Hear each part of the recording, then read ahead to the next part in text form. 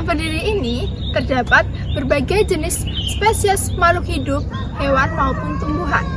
Nah, berbagai jenis spesies makhluk hidup tadi hidup di suatu lingkungan yang biasanya kita sebut dengan ekosistem. Ekosistem sendiri merupakan suatu sistem ekologi di mana di dalamnya itu terdapat hubungan timbal balik antara makhluk hidup dengan makhluk hidup maupun makhluk hidup dengan lingkungannya.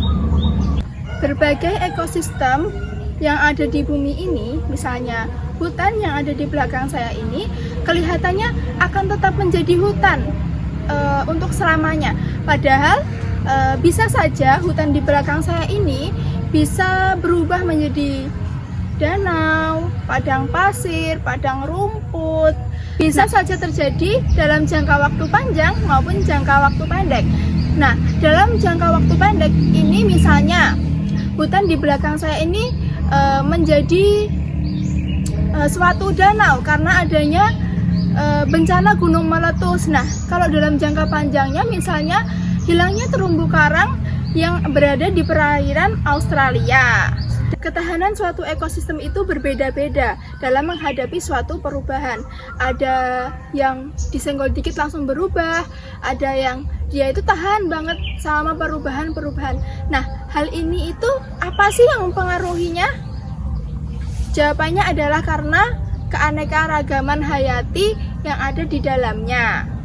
Apa itu keanekaragaman hayati dan mengapa keanekaragaman hayati dapat membuat suatu ekosistem itu menjadi tangguh dan tidak rentan terhadap perubahan? Yuk kita simak penjelasannya.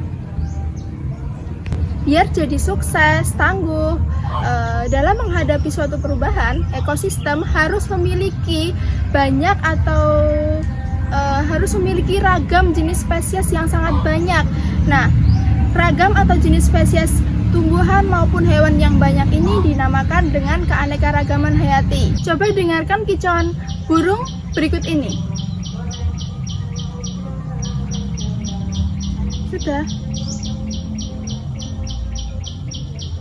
Dari suara tersebut bisa disimpulkan bahwa dalam ekosistem yang ada di belakang saya ini terdapat banyak burung, serangga yang berbeda spesies. Nah, ini baru kita dengerin aja nih teman-teman suaranya. Belum kalau kita melihat secara langsung betapa banyaknya ragam spesies tanaman maupun hewan yang ada di Nusantara kita ini. Di bumi kita, makhluk hidup tersebar di berbagai ekosistem. Ada hutan hujan yang banyak dijumpai di Indonesia, ada laut, ada gurun, dan ada juga kutub yang ditutupin oleh salju. Nah, masing-masing ekosistem ini dipenuhi oleh makhluk hidup yang berbeda-beda. Karena setiap makhluk hidup punya kemampuan untuk bertahan hidup yang berbeda-beda juga. Maksudnya gini teman-teman, kita tidak akan pernah menemukan beruang kutub di gurun pasir karena tubuh dia dibentuk untuk di tempat yang dingin, kayak di kutub. 2/3 dari permukaan bumi ini tertutupi oleh air atau lautan. Nah, jadi sebagian besar dari kehidupan di bumi ini berada di dalam air nih teman-teman. Nah, dimanapun kehidupannya atau ekosistemnya, makhluk hidup itu akan tetap bergantung satu sama lain. Semakin banyak ragam spesies makhluk hidup dalam suatu ekosistem, maka hal itu akan semakin baik buat ekosistem tersebut. Nah, misalnya nih teman-teman, jika diibaratkan suatu ekosistem itu sebagai suatu rumah yang berdiri dengan kokoh. Nah, pilar-pilar itu diibaratkan sebagai ragam spesies makhluk hidup. Jika terdapat satu pilar yang hilang, maka terdapat satu jenis makhluk hidup yang hilang nih teman-teman. Nah, jika hal ini terus-terusan terjadi, maka rumah tersebut bisa roboh dan ekosistemnya jadi rusak nih. Hilangnya ragam spesies makhluk hidup dalam suatu ekosistem dapat berdampak bagi makhluk hidup lainnya. Misalnya nih, kita dalam ekosistem kita ini kehilangan rumput. Nah, rumput ini merupakan salah satu sumber makanan dari kuda. Nah, otomatis si kuda ini akan kehilangan sumber makanannya, teman-teman. Nah, apa yang harus dilakukan kuda tersebut? Nah, kuda tadi akan berusaha beradaptasi dengan lingkungan barunya, atau bisa juga si kuda tadi berpindah ke ekosistem yang lainnya, yang dimana ekosistem tersebut menyediakan sumber makanan baginya. Jika hilangnya ragam spesies di suatu ekosistem itu terus-menerus terjadi, maka yang terjadi adalah rusaknya suatu ekosistem.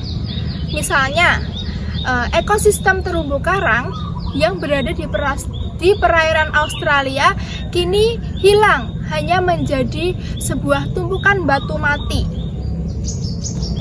Tapi, jika di dalam suatu ekosistem ini terdapat banyak spesies makhluk hidup, maka hilangnya satu spesies makhluk hidup itu tidak akan berpengaruh untuk ekosistem.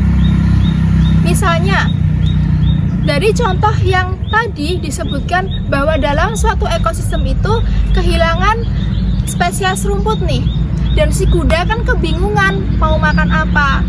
Nah, tumbuhan yang memiliki fungsi sama dengan rumput dapat dijadikan sebagai sumber makanan kuda tersebut. Kuda yang kehilangan sumber makanannya tadi dapat memakan dedaunan dari pohon-pohon rindang yang hidup di dalam hutan. Dapat kalian lihat ekosistem di belakang saya? Ini merupakan ekosistem sawah. Nah, para petani memanfaatkan tanaman damar bulan serta tanaman jarak untuk membatasi lahan pertanian mereka. Contohnya lagi, pepohonan atau tumbuhan itu ngasihin biji-bijian dan buah-buahan, bunga serta daun buat hewan herbivora seperti tupai, rusa, dan juga lebah. Nah, ketika si hewan tadi makan buah-buahan, biji yang jadi benih itu sebenarnya nggak semuanya habis dicerna nih teman-teman. Jadi benih-benih tadi ada yang dibuang lewat feses si hewan tadi. Nah, sama kayak lebah, ketika si lebah tadi menghisap nektar bunga, serbuk sari akan menempel ke kaki lebah. Dan pada saat terbang kemana-mana, hal tersebut akan membantu penyerbukan bunga. Sedangkan sisa-sisa makanan yang busuk bakal dikonsumsi sama cacing dan jutaan serangga. Mereka itu sebagai pengurai atau detrivore yang menguraikan bahan-bahan organik. Jadi, dapat disimpulkan bahwa semakin banyak keragaman yang ada di dalam suatu ekosistem tersebut, maka semakin banyak pula yang berperan dalam menjaga kesehatan ataupun kelangsungan dari ekosistem tersebut. Nah, bagaimana teman-teman? Keren bukan ekosistem di sekitar kita ini? Setelah mendengarkan penjelasan di awal tadi, bagaimana gambaran anak-anak terhadap pentingnya menjaga suatu ekosistem di sekitar kita? Nah, tentu saja kalian akan berpikir bahwa menjaga ekosistem itu sangatlah penting. Selanjutnya, coba kalian perhatikan penggalan atau cuplikan berita tentang lingkungan di sekitar kita. Dari video tersebut, apa yang dapat kalian simpulkan? Dalam video tersebut juga dijelaskan bahwa kerusakan ekosistem itu kebanyakan disebabkan oleh ulah manusia. Nah, kerusakan ekosistem tersebut menyebabkan berbagai makhluk hidup, misalnya hewan, itu kehilangan tempat tinggal mereka. Ya, karena adanya mungkin deforestasi atau alih fungsi lahan itu juga bisa. One is the loneliest number that you'll ever do.